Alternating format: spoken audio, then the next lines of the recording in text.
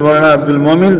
میں نے تو ان کو وصیت کی تھی باقاعدہ مکہ مکرمہ میں کعبۃ اللہ کے سامنے بیٹھ کر کہ بھیا کسی طرح بھی کوشش کرنا، تم ہی مجھے غسل دینا،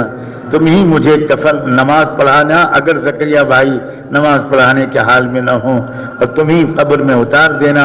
اللہ کی مرضی کہ وہ پہلے چلے گئے اور میں رہ گیا۔